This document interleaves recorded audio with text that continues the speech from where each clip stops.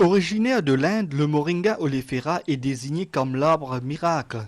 Connu comme le murum, toutes les parties de la plante sont comestibles. À l'université de Maurice, des recherches ont été effectuées sur le Moringa oleifera. Elles ont trait à l'évaluation des effets phytochimiques, biologiques et cliniques. Les premières conclusions sont connues. Les feuilles sont la partie les plus riche en vitamines, notamment vitamine B, vitamine C, vitamine A et vitamine E, qui sont de très bons antioxydants.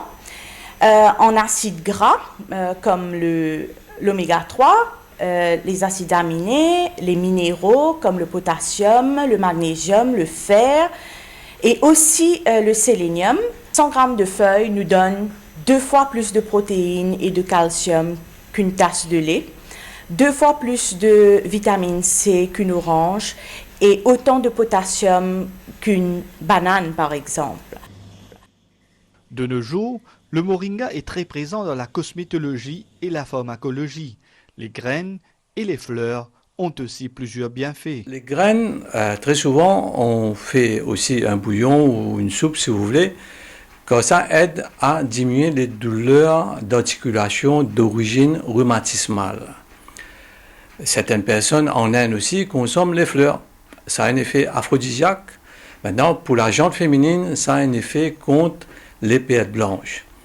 Les fleurs agissent aussi sur le flux de la bile, c'est-à-dire ça aide à fluidifier et augmenter, améliorer, si vous voulez, la circulation de la bile afin d'améliorer la digestion.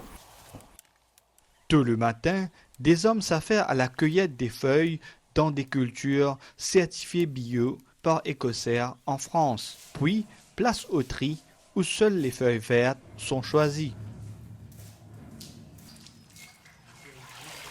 Après un lavage minutieux, il faut sécher les feuilles de moringa et puis les sécher à nouveau dans un déshydrateur pendant 1 heure à une température ne dépassant pas 55 degrés avant de les broyer pour les infusions ou en poudre. La dernière étape consiste à l'emballage. Tout se fait manuellement. Ingénieur de profession, Vinay Kanai s'est lancé dans la fabrication d'infusions et de poudre de moringa en 2015.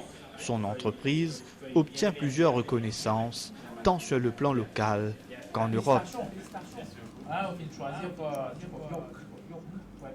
En 2015, lorsqu'on avait débuté, on faisait en moyenne dans les 1000 boîtes par mois.